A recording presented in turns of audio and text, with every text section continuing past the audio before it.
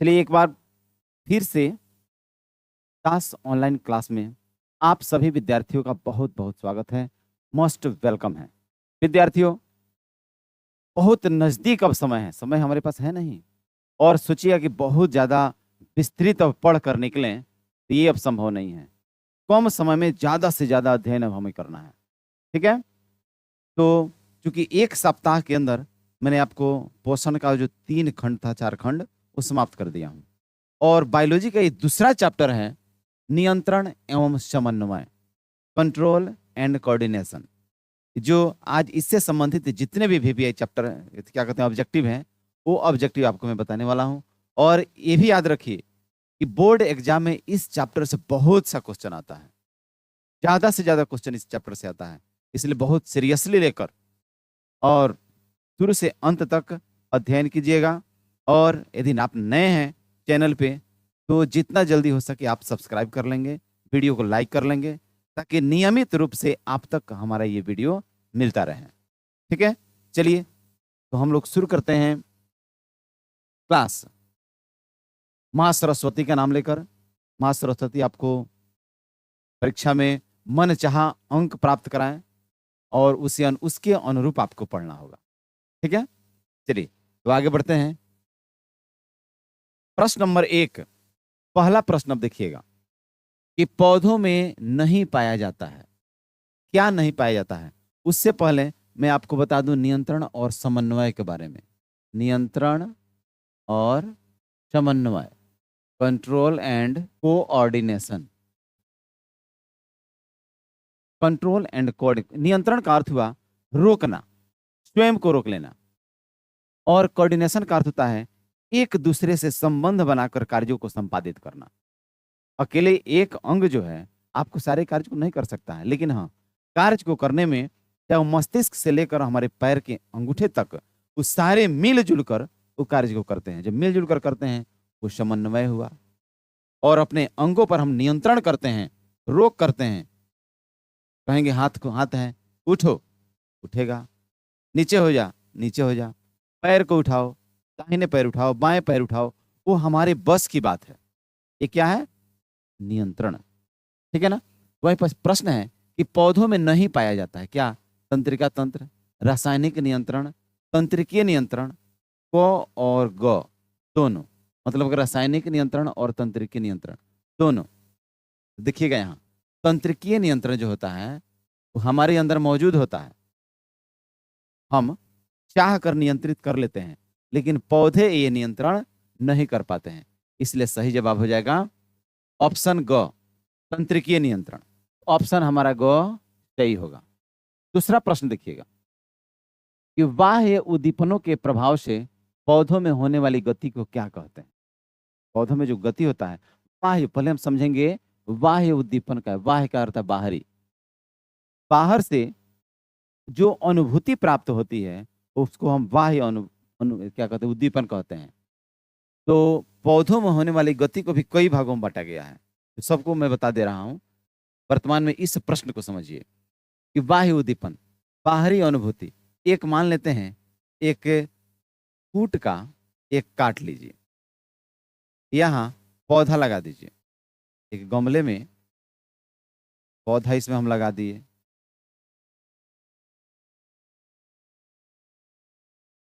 ये पौधा है, ये वृद्धि करते जाएगा, वृद्धि करते करते, और देखिए बाह्य उद्दीपन, बाहरी वातावरण से पौधा का, देखिएगा किसकी ओर है, जिस ओर है वह एक दीवार जैसा घिरा हुआ है, कूट का घेरा है, लेकिन जस्ट बगल में खुला छोड़ दीजिएगा। क्योंकि यहां से प्रकाश आ रहा है, प्रकाश का प्रभाव यहाँ है। ये पौधा स्वयं अनुभव कर लेगा कि मुझे प्रकाश कहाँ से मिलेगा, सूर्य कहाँ से, और धीरे धीरे अपने आप इसका झुकाव मुड़ जाएगा इधर और ये बाहर निकल जाएगा। इसको कहेंगे बाह्य उद्दीपन। ठीक है? तो उपापचयी गति, अनुवर्तनी गति, रासायनिक गति और समन्वय गति। इसका सही ऑप्शन हो जाएगा अनुवर्तनी गति। अब एक गति को मैं बता देता हूं यहीं पे, कौन सी के अनुसार, उद्दीपन के अनुसार। पौधों में उद्दीपन के अनुसार अनुक्रिया जो करता है उसके अनुसार 5 गति है। प्रकाश अनुवर्तन, प्रकाश अनुवर्तन। दो में होता है गुरुत्व अनुवर्तन। तीसरा होता है रासायनिक अनुवर्तन। प्रकाश अनुवर्तन, गुरुत्व अनुवर्तन, रासायनिक अनुवर्तन और जलानुवर्तन। ये कितने हुए? चार। चारों पर ध्यान दीजिएगा। एक और होता है मेरे ख्याल से, पॉज करो। ये चार ही होता है, चार अनुवर्तन होता है। मैं आपको बता दूं कि प्रकाश अनुवर्तन, ये जब पौधों में प्रकाश की ओर गति होती है, प्रकाश की ओर, तो उसको कहते हैं प्रकाश अनुवर्तन। और गुरुत्व अनुवर्तन जब पृथ्वी की ओर, ये विशेष करके जड़ों में, ऐसा नहीं कि जो तना है ऊपर है अब जड़ की तरफ बढ़ने लगा, ऐसा नहीं होता है। जड़ देखिएगा, जड़ जब भी भागेगा तो मिट्टी की निचली तरफ जाएगा, उसमें भी गति होती है। तो हो गया गुरुत्व अनुवर्तन। रासायनिक अनुवर्तन में आता है, वो बीजांड के अंतर्गत पराग नलिका जो होता है उसमें होता है परागण के समय। और जलानुवर्तन, कुछ ऐसे पौधे होते हैं जो अपनी गति जल की ओर करते हैं, उसको कहते हैं जलानुवर्तन। ये विशेष करके याद रखिएगा। प्रकाश अनुवर्तन ये तन्ने में होता है, तन्ना और पत्ती में, पत्तियों में। गुरुत्व अनुवर्तन जो होता है ये जड़ में होता है, ये परागकण के समय होता है, परागकोश के है। जलानुवर्तन जल की ओर, जब जल की ओर होगा तो निश्चित रूप से कहा जाएगा इसमें जड़, तन्ना, पत्ती, विशेष करके ये जलीय पौधों में होता है। क्लियर? इसका सही जवाब क्या होगा? ऑप्शन फ सही हो जाएगा। चलिए आगे, आपके लिए बड़ा खूबसूरत एक लाइन है यहाँ कि किस्मत और मेहनत में एक फर्क है। किस्मत बस वो दिलाती है जो लिखा होता है।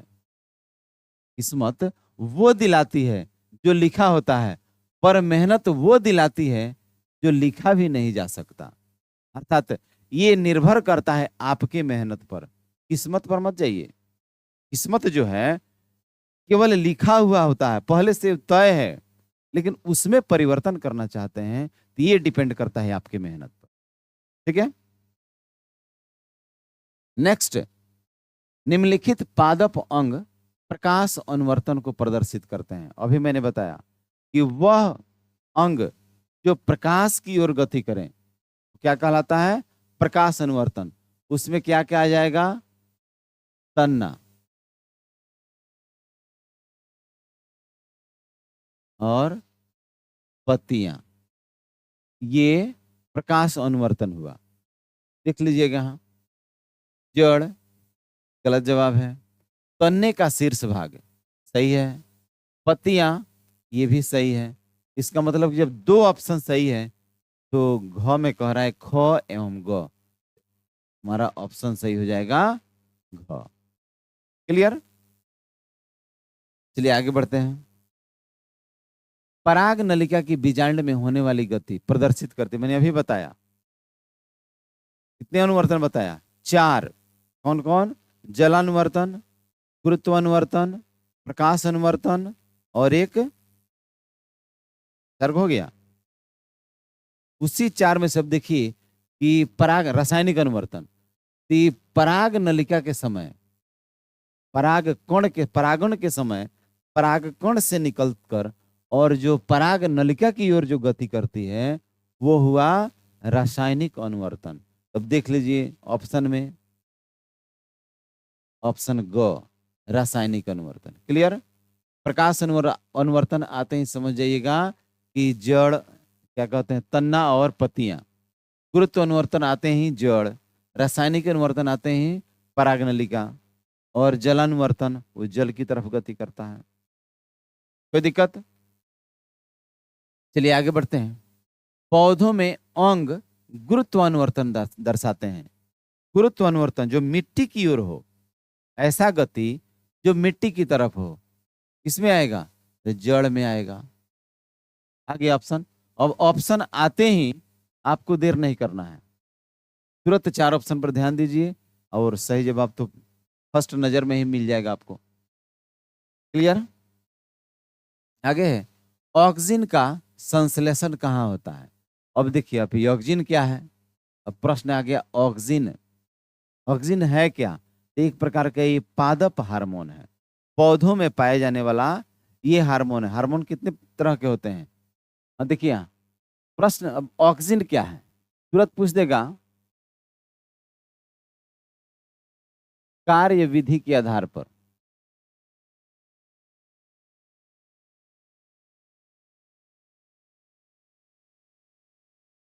पादप हार्मोन के प्रकार,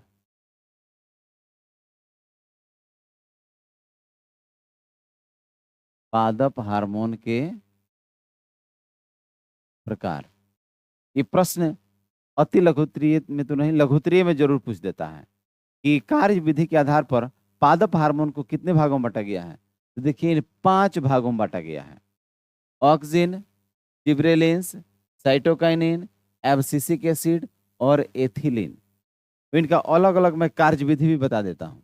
किसका कार्य क्या है, जो ये पांचों जान जाइएगा तो देखिए ना, ऑब्जेक्टिव एकदम धड़ाक से उड़ाइएगा तुरंत। ऑप्शन चारों पढ़ने की जरूरत तक नहीं पड़ेगी, ऐसे भी पढ़ लीजिएगा, मैं राय यही देता हूँ कि भले ही जानते हैं कि ऑप्शन क सही है, लेकिन चारों ऑप्शन पढ़ना होगा। ख सही है फिर भी चारों पढ़िएगा, ग सही है फिर भी चारों पढ़िएगा। ठीक है? अब देखिए, ऑक्सिन जो क्या है, ये कोशिका दीर्घन में मदद करता है।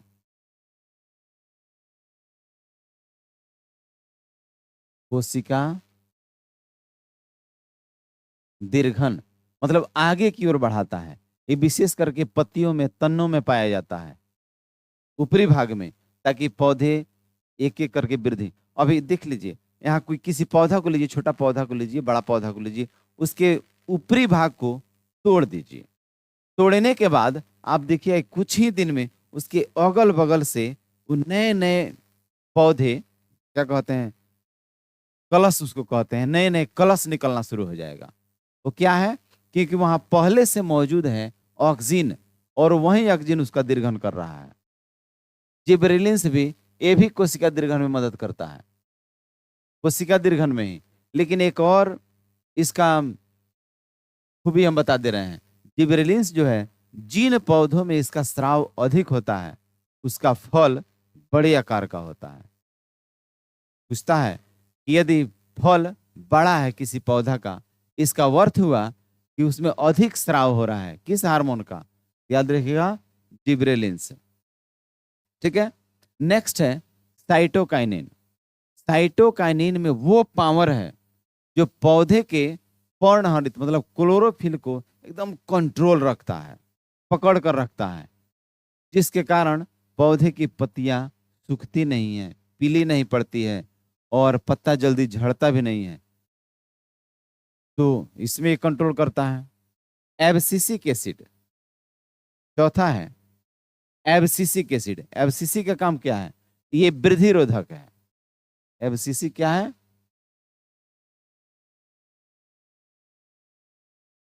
वृद्धि रोधक, मतलब वृद्धि को रोकने वाला है।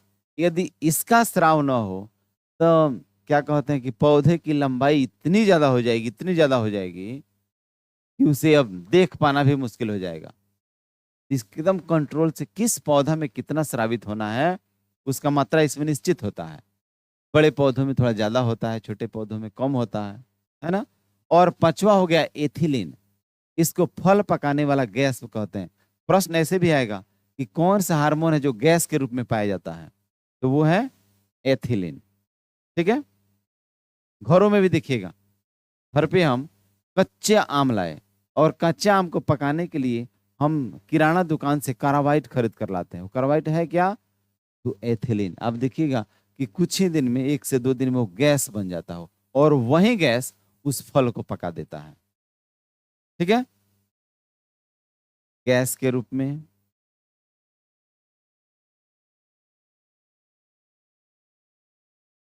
और साथ ही लिखिएगा, फल पकाने वाला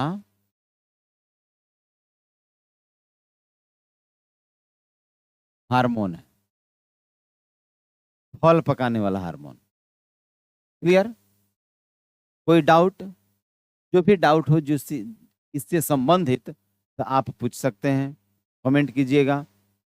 ये चारों के चारों बहुत आई हैं, इसको अन्यथा मत लीजिएगा, एकदम गहन अध्ययन कीजिएगा। एक बार और मैं बता दूं, ऑक्सिन कोशिका दीर्घन जो पौधे के ऊपरी भाग में पाया जाता है, जिबरेलिंस ये भी कोशिका दीर्घन में ही मदद करता है, साइटोकाइनिन ये पर्णहरित को कंट्रोल करता है, पत्तियों को झड़ने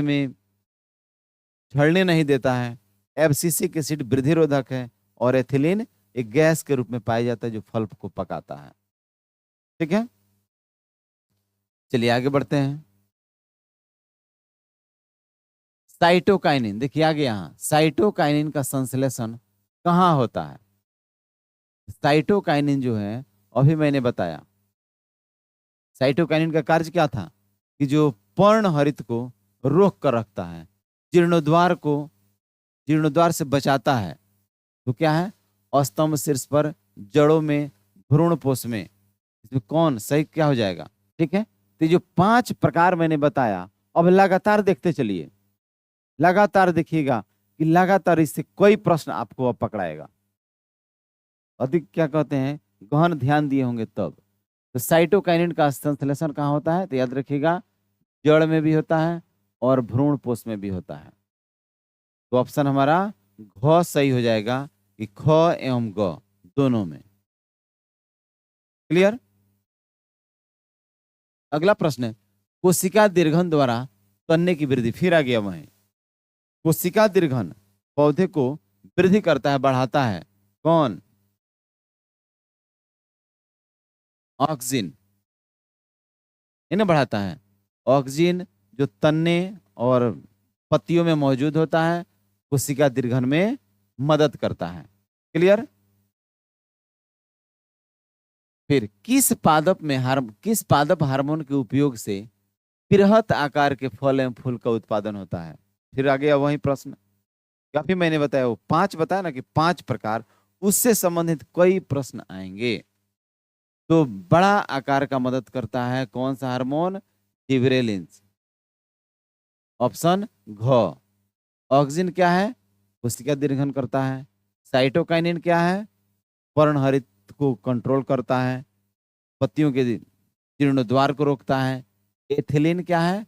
पकाने वाला हार्मोन है। तो बच गया कौन? जिबरेलिंस। कि अधिक स्राव होगा तो पौधा का, आम का आकार, फल का आकार, जो भी फल हो उसका आकार बड़ा होगा। एक ही फल मानते हैं कि जर्दालू आम जो देखिएगा, आपके घर भी है, मेरे घर भी है, लेकिन मेरे जो पौधे का फल है उसका आकार बड़ा हो गया और आपके पौधे का आकार, पौधे के फल का आकार छोटा। ऐसा क्यों? उसका एकमात्र कारण है कि मेरे वाला में जिबरेलिंस का स्राव अधिक हो गया। क्लियर है? फिर आ गया वही गैस के रूप में पाए जाने वाला हार्मोन, बताइए। ये 4 ऑप्शन है आपके पास, गैस के रूप में पाया जाता है, और एक और बताए थे कि फल पकाने का कार्य भी करता है। ये कौन है? एथिलीन। आ गया ना, एथिलीन। कोई डाउट इसमें नहीं है? चलिए आगे बढ़ते हैं। किस पादप हार्मोन को पौधे पर छिड़कने से ही पत्तियों का विलगन हो जाता है? जैसे ही उसको छिड़किएगा पत्ती अलग अलग अलग हो गया। कौन है? एथिलीन, साइटोकाइनिन, एब्सिसिक अम्ल या जिबरेलिंस? याद रखिएगा, वो है एब्सिसिक अम्ल। गो, ऑप्शन गो हमारा सही हो जाएगा, एब्सिसिक अम्ल। जैसे ही इसका छिड़काव होगा पत्ता धीरे धीरे धीरे धीरे सारा नीचे आ जाएगा। नेक्स्ट 12 नंबर है, निम्नलिखित में कौन कोशिका विभाजन एवं कोशिका दीर्घन को अवरुद्ध करता है, रोकने का काम करता है? कोशिका दीर्घन में वो अवरुद्ध पैदा करता है, वो कौन है? जिबरेलिंस। ऊपर से चारों ऑप्शन को देखिएगा, चारों ऑप्शन देखिएगा तो पकड़ा जाएगा कि साइटोकाइनिन क्या करता है? पर्णहरित को कंट्रोल करता है। जिब्रेलिन्स फल के आकार को बढ़ाता है। एब्सिसिक अम्ल वो क्या करता है, अवरुद्ध करता है वो, ठीक है। और ऑक्सिन जो था, ऑक्सिन के विपरीत कार्य करता है एब्सिसिक, इसलिए ऑप्शन हमारा ग सही हो जाएगा। एथिलीन तो होगा ही नहीं, ठीक है। 13 नंबर प्रश्न है कि कौन से हार्मोन के प्रयोग से पत्तियां अधिक समय तक हरी और ताजी बनी रहती है। इसमें अब सोचने वाली बात है नहीं, तो निश्चित रूप से हो जाएगा हमारा साइटोकाइनिन। कौन हो जाएगा, साइटोकाइनिन हो जाएगा। साइटोकाइनिन का काम ही था कौन जी, पर्णहरित को मतलब क्लोरोफिल, क्लोरोफिल को कंट्रोल करना ताकि पत्तियां हमेशा ताजी और हरी बनी रहे। तो सही ऑप्शन साइटोकाइनिन। क्लियर। 14 नंबर प्रश्न कि निम्नलिखित में कौन जीर्णता को रोकते हैं एवं क्लोरोफिल को काफी समय तक नष्ट नहीं होने देते हैं। फिर आ गया वहां, क्लोरोफिल को कंट्रोल कौन करता है, तो साइटोकाइनिन हो गया। ऑप्शन को हमारा सही है। क्लियर। नेक्स्ट है, सभी जंतुओं में तंत्रिकीय नियंत्रण एवं संवहन के लिए प्रयुक्त रचनाओं की इकाई क्या कहलाता है। सभी जंतुओं में तंत्रिकीय नियंत्रण और संवहन के लिए प्रयुक्त रचना की इकाई को क्या कहते हैं, याद रखिएगा वह है न्यूरॉन। न्यूरॉन जो है वो सूचना को एक जगह से दूसरे जगह तक पहुंचाता है, आदान प्रदान करने का कार्य करता है, ठीक है। न्यूरॉन बहुत भी यही प्रश्न है, हो सकता है नेफ्रॉन कल के क्लास में मैंने बताया था आपको। और जो न्यूरॉन है वो एक चित्र के माध्यम से मैं आपको समझा देता हूं यहीं पे। रेनवियर के नोड, ठीक है। प्रश्न जो आएगा हो सकता है कि न्यूरॉन को चित्र द्वारा दिखावे, एकदम शॉर्टकट में चित्र बना दीजिएगा। वर्णन भी कर सकते हैं कि ये एक्शन के द्वारा शुरू होता है, उसका प्रारंभिक जो चित्र होता है एक्शन से, जो खाली स्थान बीच में चंद्राकार होता है, चंद्र के आकार का, उसको क्या कहते हैं, एक्शन कहते हैं। वहां से कई छोटे छोटे पतले पतले तंतु निकले होते हैं जिसको डेंड्राइट्स कहते हैं।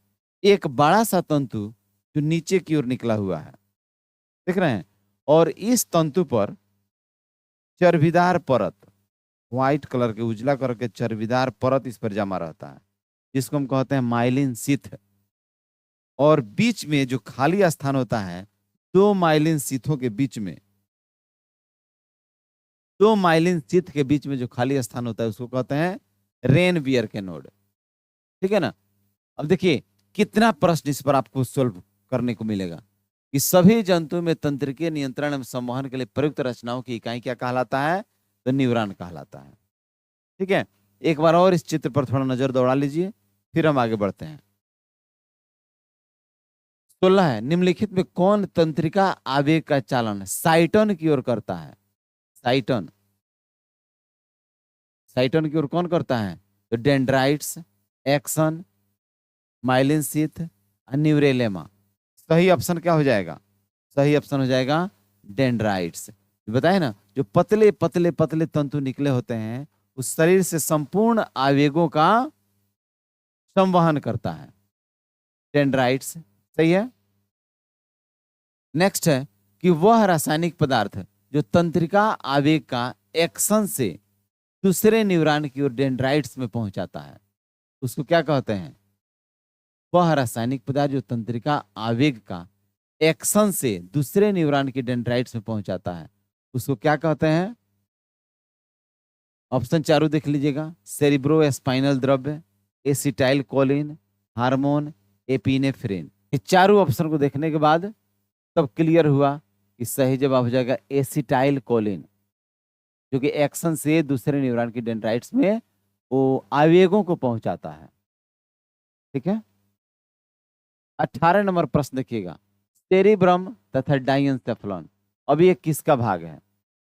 यहां भी थोड़ा आपको मैं समझा रहा हूं कि पहले समझा दे रहा हूं, फिर आप चलिएगा कहाँ, प्रश्न पर और ऑप्शन पर, तब जाकर क्लियर होगा कि सही जवाब। जैसे कि न्यूरॉन में, न्यूरॉन से पहले भी मैंने हार्मोन्स के बारे में बताया था। तो लिख कर जब से एक बार समझा देने पर फटाफट फटाफट पकड़ में आ जाता है। इसे मस्तिष्क के समय मस्तिष्क के अलग अलग भागों को मैं बता देता हूँ।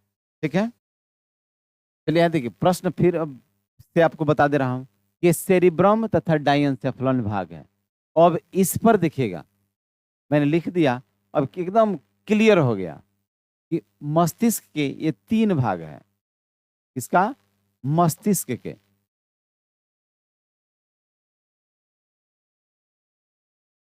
मस्तिष्क के भाग कितने भाग, तीन। अग्र मस्तिष्क, मध्य मस्तिष्क और पश्चिम मस्तिष्क। फिर अग्र मस्तिष्क को भी दो भागों में बांट दिया गया है, सेरिब्रम और डाइंसेफलन। इसका भाग है अग्र मस्तिष्क। मध्य मस्तिष्क जो होता है इस संपूर्ण आंख के पेशियों का नियंत्रण करता है, मध्य मस्तिष्क। और पश्चिम मस्तिष्क जो है पीछे वाला, इसका दो भाग है, सेरिबेलम और मस्तिष्क एस्टम, मस्तिष्क स्टेम। किसका, पश्चिम मस्तिष्क का। अब देखिए प्रश्न देखिएगा, सेरिब्रम और डाइंसेफलन किसका भाग है, सेरिब्रम और डाइंसेफलन किसका भाग है, आ गया कि नहीं, अग्र मस्तिष्क। ऑप्शन खोजिएगा को अग्र मस्तिष्क, ऑप्शन हमारा को सही हो जाएगा। अग्र मस्तिष्क का भाग है सेरिब्रम और डाइंसेफलन। क्लियर हो गया। देखिए इस प्रकार का 2 3 4 प्रश्न जो भी आएगा इसमें आप पकड़ सकते हैं आप लोग। मध्य मस्तिष्क किसका नियंत्रण करता है, आंख की पेशियों का। 9 देखिएगा, तंतुमय संयोजी उत्तक की बनी एक झिल्ली जो मस्तिष्क को चारों ओर से घेरे रहती है। जो मस्तिष्क जो होता है, एक क्या कहते हैं, स्कल, खोपड़ी के नीचे एक झिल्ली से घिरा रहता है। उस झिल्ली का नाम क्या है, उस झिल्ली का नाम है मेनिजीज। मेनिजीज याद रखिए, मेनिजीज नामक झिल्ली से हमारा मस्तिष्क घिरा रहता है।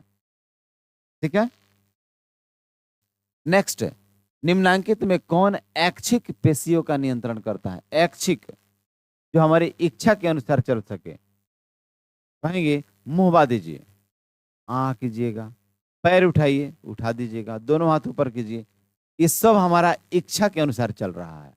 और जो अनैच्छिक है तो कहेंगे कि कान को हिलाइए, हिला दीजिएगा, हृदय के धड़कन को बंद कर दीजिए, बंद कर दीजिएगा, नहीं कर सकते हैं। तो जब नहीं कर सकते हैं तो वो अनैच्छिक हुआ। तो प्रश्न हमारा है, ऐच्छिक पेशीय गति का नियंत्रण करता किसके हाथ में होता है, तो होता है सेरिबेलम। देखिए सेरिबेलम जो होता है ऐच्छिक पेशियों का नियंत्रण करता है। सेरिबेलम किसका भाग है, पश्चिम मस्तिष्क का भाग है। किसका भाग, पश्चिम मस्तिष्क का भाग है, पीछे की ओर होता है। ज्यादा करके कंफ्यूज होता है बच्चा सेरिबेलम और सेरिब्रम। सेरिब्रम दोनों को कहिए, सेरिबेलम सेरिब्रम, कौन पहले कह दिए, सेरिब्रम पहले कह दिए। तो जो पहले कह दिए वो आगे, जो थोड़ा विलंब से कहिएगा वो पीछे। तो आगे अग्र मस्तिष्क सेरिब्रम और पश्चिम मस्तिष्क सेरिबेलम, इसको याद रखिएगा। निम्नांकित में कौन मास्टर ग्रंथि कहलाता है, ग्रंथि हमारे शरीर में, मनुष्य के शरीर में भी कई ग्रंथियां हैं, और उन सारे ग्रंथियों में मास्टर ग्रंथि, मास्टर का अर्थ होता है मुख्य, मालिक, तो वो है देखिएगा पिट्यूटरी। पिट्यूटरी ग्रंथि जो होता है ये आंख के स्पाइनल हड्डी में, स्पाइनल यहाँ बीचों बीच स्थित होता है पिट्यूटरी। प्रश्न ऐसे भी आएगा कि पिट्यूटरी ग्रंथि को मास्टर ग्रंथि कहते हैं, क्यों, क्योंकि ये कई ग्रंथियों का नियंत्रण स्वयं करके बैठा हुआ है। कई ग्रंथि इसके वश में है, ये चाहेगा तो उसका समन्वय होगा, नहीं चाहेगा तो नहीं होगा। इसलिए इस पिट्यूटरी ग्रंथि को मास्टर ग्रंथि कहते हैं। ठीक है, ग्रंथियों कई प्रकार का होता है, यहीं पर मैं चाहता हूं कि सारे ग्रंथि को समझा दूं। मनुष्य में पाई जाने वाली अंतःस्रावी ग्रंथि, मनुष्य में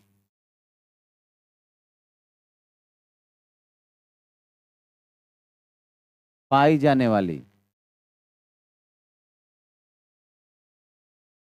अंतःस्रावी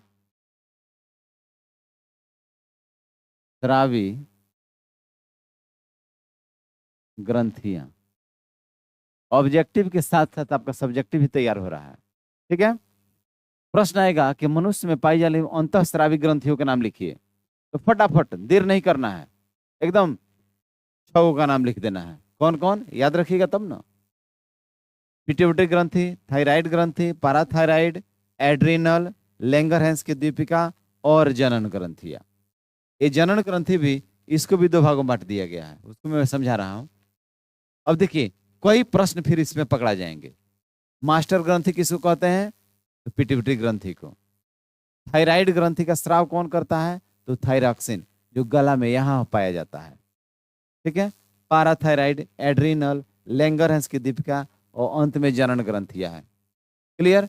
अब तुरंत पकड़ लीजिएगा ना, निम्न कौन मास्टर ग्रंथि है? तो पिट्यूटरी ग्रंथि। क्लियर? चलिए आगे बढ़ते हैं। इसको लिख लीजिएगा आप लोग, हो सकता है तो स्क्रीनशॉट लेकर भी रख सकते हैं और आराम से लिख लीजिएगा। मैं बार बार कहता हूं कि कॉपी और कलम लेकर ही आप बैठें। ऑब्जेक्टिव के साथ साथ आपका सब्जेक्टिव भी क्लियर होते चल रहा है। अब देखिए यहां, एपिनेफ्रॉन नामक हार्मोन निम्नलिखित में किसका स्राव है? एपिनेफ्रॉन नामक हार्मोन कौन स्रावित करता है?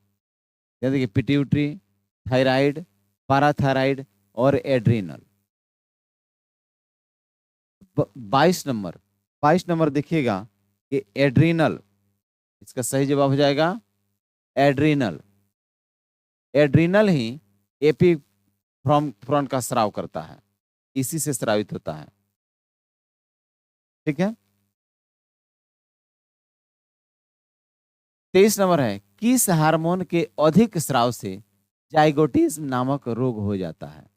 तो देखिए जाइगोटिज्म, आवश्यकता से अधिक आप लंबे हो गए, आवश्यकता से अधिक आप मोटे हो गए, तो क्या कहेंगे उसको?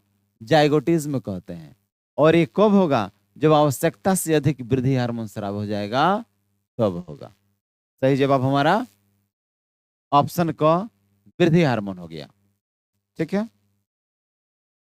वह स्थान जहां एक एक्सन दूसरे न्यूरॉन के डेंड्राइट से जुड़कर संपर्क स्थापित करता, मैंने बताया था कि जब एक एक्सन दूसरे न्यूरॉन के डेंड्राइट से जुड़कर जो संपर्क बनाता है, उस जगह को कहते हैं सिनेप्स। ऑप्शन ख सही आंसर। ठीक है, सिनेप्स। मानव खोपड़ी का वह भाग जहां मस्तिष्क स्थित होता है, उसको क्या कहते हैं? मानव खोपड़ी का वह भाग जहां मस्तिष्क स्थित होता है, वो क्या कहलाता है? सेरिब्रम तो भाग है किसका? पश्च मस्तिष्क का। सिनेप्स क्या है? वो न्यूरॉन का जोड़ है वो। तो सही जवाब हो जाएगा क्रेनियम। क्रेनियम में ही खोपड़ी स्थित होता है, मस्तिष्क, सॉरी मस्तिष्क स्थित होता है। ठीक है। अगला प्रश्न है कि मनुष्य के मस्तिष्क का औसत आयतन दोस्तों याद रखिएगा कि 1650 ml। आयतन और भार दोनों बता देता हूं। आयतन जब भी पूछे तो 1650 ml, और भार पूछे तो 1.5 kg, मतलब 1.5 kg वजन होता है मानव मस्तिष्क का। क्लियर? नेक्स्ट है, रक्तचाप तथा श्वसन गति का नियंत्रण कौन करता है? रक्तचाप, ब्लड प्रेशर, और श्वसन गति का नियंत्रण कौन करता है? तो इसको याद रखना होगा, मेडुला ऑब्लंगाटा। ये मेडुला ऑब्लंगाटा जो है, यही रक्तचाप, ब्लड प्रेशर का नियंत्रण करता है। ठीक है।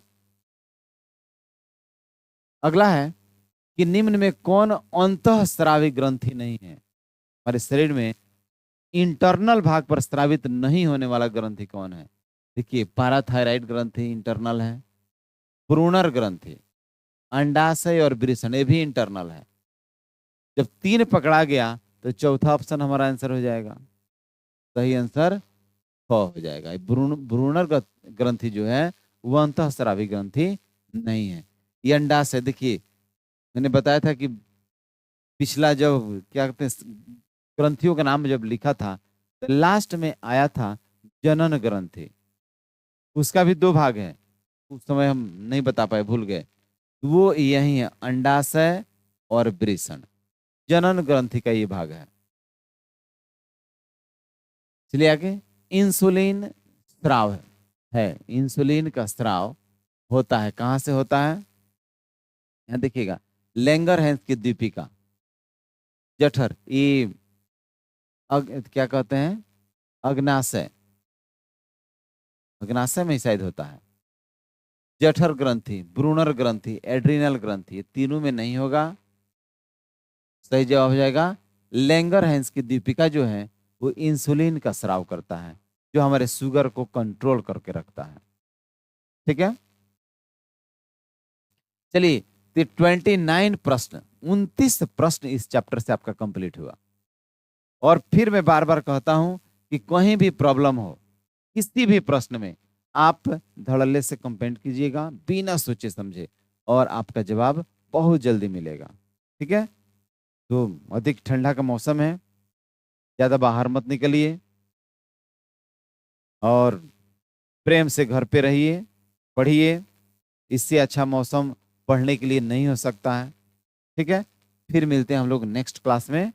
तब तक के लिए गुड बाय और बेस्ट ऑफ लक।